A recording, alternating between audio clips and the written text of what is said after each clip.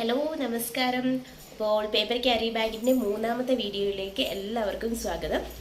ആദ്യത്തെ 2 വീഡിയോസ് കുറേ ആൾക്കാർ കണ്ടിട്ടുണ്ടായിരുന്നു. ഇനിയും കാണാത്തവരോട് പറയാണ്, ഇത് നമ്മളൊരു സീരീസ് ആയിട്ടാണ് ചെയ്യുന്നത്. അപ്പോൾ ആദ്യത്തെ വീഡിയോയിൽ നമ്മൾ ഇൻട്രൊഡക്ഷൻ കൊടുത്തിട്ടുണ്ടായിരുന്നു, എന്തൊക്കെ കാര്യങ്ങളാണ് നമ്മൾ നിങ്ങളുമായിട്ട് ഷെയർ ചെയ്യാൻ ആഗ്രഹിക്കുന്നത് എന്നുള്ളത്. രണ്ടാമത്തെ വീഡിയോയിൽ മെറ്റീരിയലിൻ്റെ അവൈലബിലിറ്റിയെ കുറിച്ച് ഡീറ്റെയിൽഡ് ആയിട്ട് പറഞ്ഞിട്ടുണ്ട്. അതായത് പേപ്പർ, ടാഗ്, പശ ഇതൊക്കെ എവിടെ നിന്നാണ് കിട്ടുന്നതെന്നുള്ളതിൻ്റെ കംപ്ലീറ്റ് ഡീറ്റെയിൽസ് കോണ്ടാക്റ്റ് സഹിതം കൊടുത്തിട്ടുണ്ടായിരുന്നു. അപ്പോൾ തീർച്ചയായിട്ടും രണ്ടാമത്തെ വീഡിയോയും എല്ലാവരും കാണാനായിട്ട് ശ്രമിക്കുക. താഴെ ഈ വീഡിയോയുടെ താഴെ അതിൻ്റെ ലിങ്ക് ഇടുന്നതായിരിക്കും. ഓക്കെ, അപ്പോൾ ഇന്ന് നമ്മൾ പറയുന്നത് പേപ്പർ ക്യാരി ബാഗ് ഡിസൈൻ ചെയ്യുന്നത് എങ്ങനെയാണ് എന്നുള്ളതാണ്. എങ്ങനെ വളരെ വ്യത്യസ്തമായിട്ട് അല്ലെങ്കിൽ വളരെ പെർഫെക്റ്റ് ആയിട്ട് നമുക്ക് ഡിസൈൻ ചെയ്തെടുക്കാം ബാഗ്, അതിൻ്റെ അളവും കാര്യങ്ങളും ഒക്കെ ആയിട്ട് കൃത്യമായിട്ട് പറഞ്ഞു തരുന്നതായിരിക്കും. അപ്പോൾ നമുക്ക് വീഡിയോയിലേക്ക് പോകാം. സോ ഇതുവരെയും ചാനൽ കാണാത്തവർ സബ്സ്ക്രൈബ് ചെയ്യുക, ലൈക്ക് ചെയ്യുക, ഷെയർ ചെയ്യുക, കൂടുതൽ ആൾക്കാരിലേക്ക് എത്തിക്കുക. കാരണം ഇത് എല്ലാവർക്കും വളരെ ആവശ്യമുള്ള വീഡിയോസാണ് നമ്മൾ ചെയ്യുന്നത്. ഒരു ചെറിയ ബിസിനസ് എങ്കിലും തുടങ്ങണം എന്ന് മനസ്സിൽ ആഗ്രഹിച്ച് ജീവിക്കുന്ന ഒരുപാട് പേരുണ്ടാവും, അവർക്കൊക്കെ പ്രയോജനമാവട്ടെ. അപ്പോൾ എല്ലാവരും സബ്സ്ക്രൈബ് ചെയ്യുക, ബെല്ലൈക്കൺ പ്രസ് ചെയ്യാൻ മറക്കരുത്. കാരണം പിന്നീട് വന്ന വീഡിയോസൊക്കെ നിങ്ങൾക്ക് കാണാൻ വേണ്ടി എളുപ്പത്തിനാണ്. സോ നമുക്ക് ഇന്നത്തെ വീഡിയോയിലേക്ക് കിടക്കാം. സോ നമ്മൾ ഇന്ന് ചെയ്യാൻ പോകുന്നത് പേപ്പർ ക്യാരി ബാഗ് ഉണ്ടാക്കുമ്പോൾ അത് ഡിസൈൻ ചെയ്യുമ്പോൾ അതിൻ്റെ അളവുകളെ കുറിച്ചാണ് പറയുന്നത്. അപ്പോൾ ഇതുപോലെ ഒരു ഷീറ്റ് പേപ്പർ, ഇത് നമ്മൾ കട്ട് ചെയ്തെടുക്കുന്നത് എങ്ങനെയാണ്, ബാഗ് മേക്കിംഗ് ഒക്കെ അടുത്ത വീഡിയോയിൽ ഉണ്ടാവും കേട്ടോ. അപ്പോൾ ഇന്ന് നമ്മൾ ഓൾറെഡി കട്ട് ചെയ്ത് വെച്ചിട്ടുള്ള ഒരു ഷീറ്റാണ് ഇത്.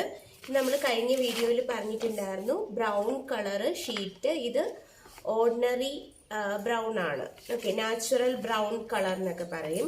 ഇതിൻ്റെ ഒരു പോർഷൻ നല്ല മിനുസമുള്ളതാണ്, അകത്തെ പോർഷൻ കുറച്ച് റഫാണ്. അപ്പോൾ ഇത് അകത്ത് വരുന്ന രീതിയിലാണ് നമുക്ക് ബാഗ് ചെയ്യേണ്ടത്. അപ്പോൾ ഈ മിനുസമുള്ള പോർഷനിലാണ് നമ്മൾ പ്രിന്റിംഗ് ഒക്കെ ചെയ്യുക. അപ്പോൾ പ്രിന്റിങ് ചെയ്യാനായിട്ട് നമ്മൾ ഡിസൈൻ ചെയ്യാൻ കൊടുക്കുമ്പോൾ അതിൻ്റെ അളവ് കൃത്യമായിട്ട് എങ്ങനെ പറഞ്ഞു കൊടുക്കാം. ഇതിപ്പോൾ നോക്കുക, ഇത് നമുക്കൊരു 28 ഇഞ്ച് നീളമുള്ള ഒരു പേപ്പറാണ്. ഓക്കെ, ഇതിൻ്റെ ഹൈറ്റ് എന്ന് പറയുന്നത് 15 പോയിന്റ് സംതിങ് വരും. 16 ആക്കി നോക്കിയെടുത്തോളൂ. അപ്പോൾ ഇത് നമുക്ക് 16 ഇഞ്ച് ഹൈറ്റ് വന്നിട്ട് 16 ഇഞ്ചും 28 ഇഞ്ച് വിട്ടും വരുന്ന ഷീറ്റാണ് ഇതുള്ളത്.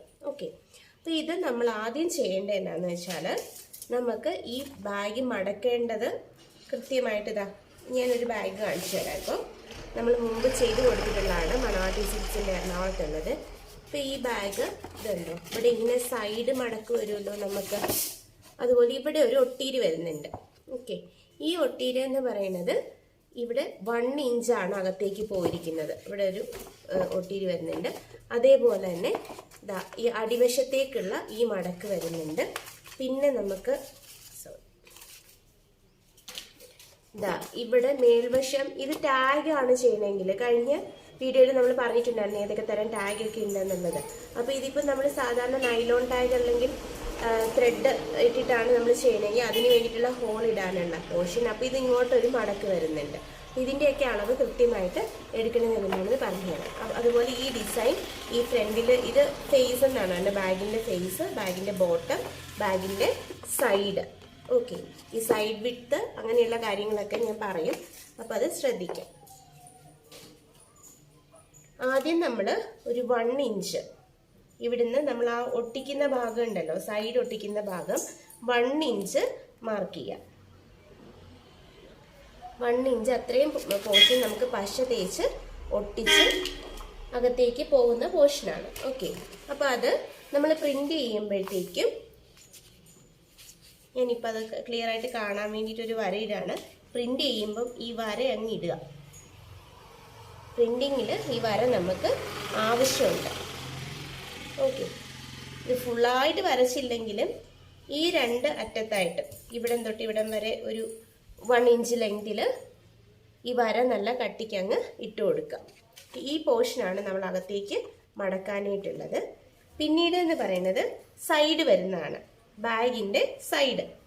ഓക്കെ, ആ സൈഡ് നമ്മളിപ്പോൾ എടുക്കുന്നത് 4 ഇഞ്ചാണ് എടുക്കുന്നത്. ഓൾറെഡി പറഞ്ഞല്ലോ 28 ഇഞ്ചാണ് ഈ പേപ്പറിന്റെ ടോട്ടൽ വിഡ്ത്ത്. അപ്പോൾ ഇവിടെ 4 ഇഞ്ച് എടുക്കുമ്പോൾ രണ്ട് സൈഡിലും സൈഡ് വരുന്നുണ്ട്. അപ്പോൾ 4 ഇഞ്ച് 4 ഇഞ്ച് ആദ്യം 1 ഇഞ്ച് നമ്മൾ എടുത്തു, ബാക്കി 27 ഉണ്ട്. പിന്നെ അതിൽ നിന്ന് 4 ഇഞ്ച് 8 ഇഞ്ച് നമ്മൾ വീണ്ടും കുറയ്ക്കുകയാണ്. അപ്പോൾ ബാക്കി എത്രയുണ്ട്? 19 ഇഞ്ചസ് ഉണ്ട്. ഈ 19 ഇഞ്ചസ് നമുക്ക് രണ്ടായിട്ട് ഡിവൈഡ് ചെയ്യണം. ഓക്കെ, അപ്പം നമുക്ക് എത്ര കിട്ടും? 9.5 ഇഞ്ചസ് കിട്ടും. ഒന്നെങ്കിൽ ഇഞ്ചസിൽ ചെയ്യാം, സെൻറ്റിമീറ്ററിൽ ചെയ്യാം. പക്ഷേ പേപ്പർ എപ്പോഴും ഇഞ്ചസിലാണ് നമുക്ക് വരുന്നത്, കട്ട് ചെയ്ത് വരുന്നത്. അല്ലെങ്കിൽ നമുക്ക് കട്ട് ചെയ്ത് എടുക്കാൻ എളുപ്പവും ഒക്കെ ഇഞ്ചസിലാണ്. അതുകൊണ്ട് ഇഞ്ചസിൽ തന്നെ ചെയ്യാം. ഡിസൈൻ ചെയ്യുമ്പോൾ ചിലപ്പോൾ സെൻറ്റിമീറ്റർ അവർ ചോദിക്കും. ഇഞ്ചസിൽ വേണമെങ്കിൽ നമുക്ക് ഡിസൈൻ ചെയ്യാം, അത് പ്രശ്നമുള്ള കാര്യമല്ല. ഓക്കെ, അപ്പോൾ 4 ഇഞ്ച് എടുത്തു. ഈ 4 ഇഞ്ച് എന്നുള്ളതിന് അതിനും നമുക്കിവിടെ ഒരു മാർക്കിങ് കൊടുക്കുകയാണേ. ഈ മാർക്കിങ് ഫുള്ള് വരെ വേണ്ട, മേളിലും താഴെയും മാത്രം. നമ്മൾ ഇതൊക്കെ നമ്മുടെ പ്രിന്റിൽ വരണം. ഓക്കെ, എന്തിനാണ് അത് പ്രിന്റിൽ വരണത് എന്നുള്ളത്, അതിൻ്റെ ഉപയോഗം എന്താണെന്നുള്ളത് പറയാം. പിന്നീട് ഇവിടുന്ന് നമ്മൾ വീണ്ടും നമ്മൾ നേരത്തെ ഡിവൈഡ് ചെയ്ത് വെച്ച പോലെ 9.5 ഇഞ്ചസ് ആണ് നമ്മുടെ ഫേസ് വരുന്നത്, ബാഗിൻ്റെ ഫേസ്. ഓക്കെ, അവിടെയും നമ്മൾ ഇതേപോലെ മാർക്ക് ചെയ്യാം.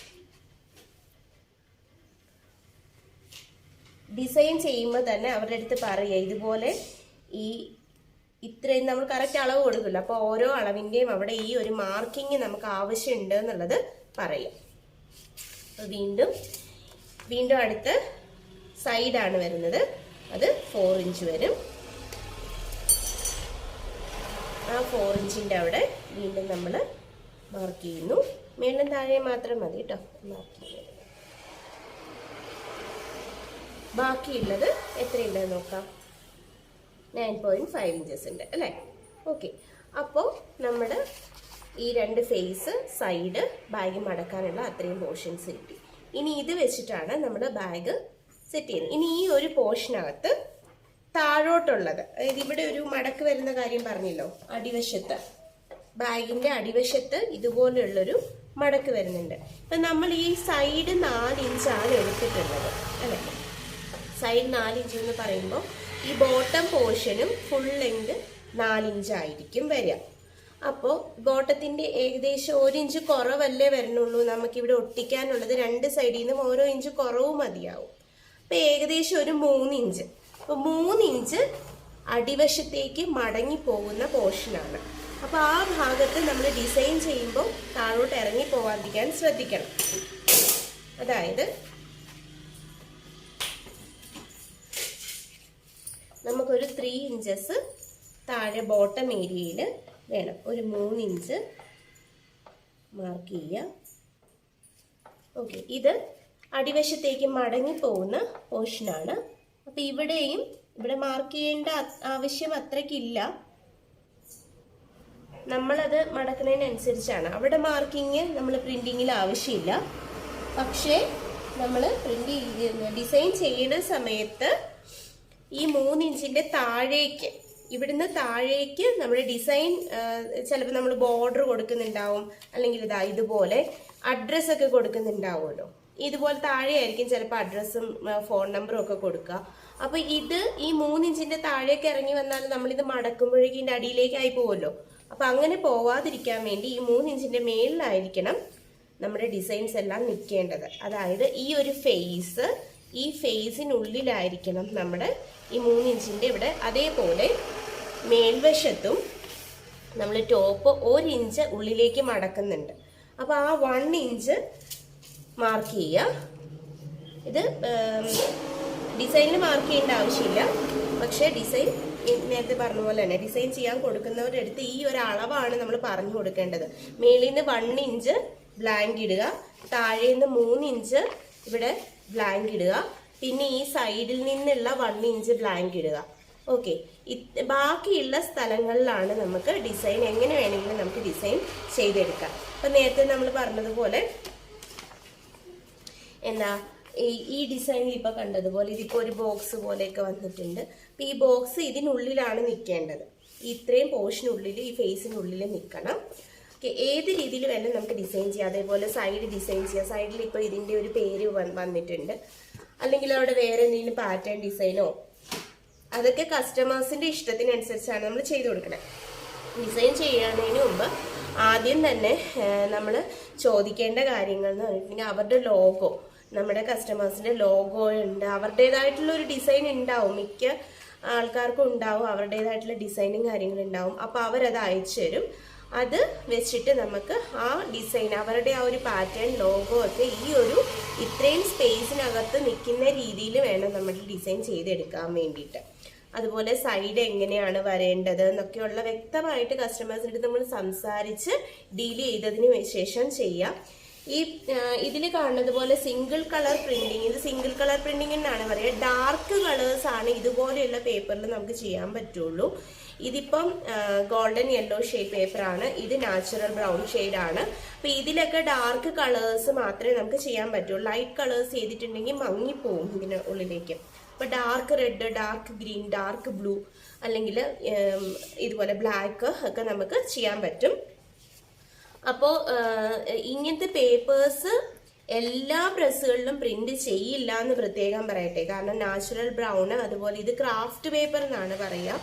ഈ ക്രാഫ്റ്റ് പേപ്പർ പ്രിന്റ് ചെയ്യുമ്പോൾ ഇതിനൊരു ചെറിയൊരു പൊടി പോലെ ഉണ്ടാവും. അപ്പോൾ എല്ലാ പ്രസ്സിലും ഈ ക്രാഫ്റ്റ് പേപ്പർ പ്രിന്റ് ചെയ്യാൻ വേണ്ടിയിട്ട് സാധിക്കില്ല. ചിലർ മടിക്കും, കാരണം അവരുടെ മെഷീനിലൊക്കെ പൊടി കയറുന്ന ഒരു സിറ്റുവേഷൻ ഉണ്ടാവും.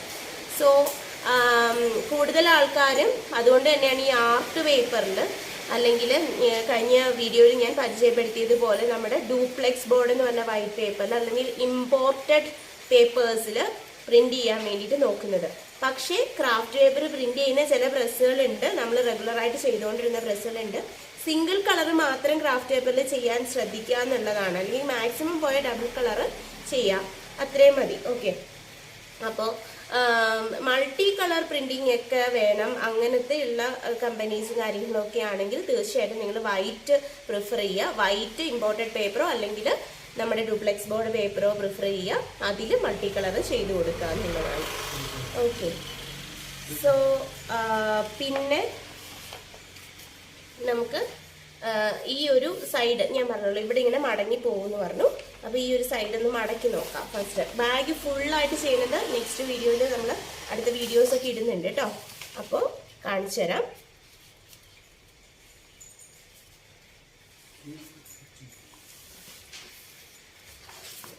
ഓക്കെ. മടക്കി കഴിഞ്ഞിട്ട് പിന്നെ ഈ 3 ഇഞ്ചും കൂടെ താഴേക്ക് വരുമല്ലോ, ബാക്കിയുള്ള പോർഷനിൽ മാത്രമാണ് നമ്മുടെ ഡിസൈൻ വരുന്നത്.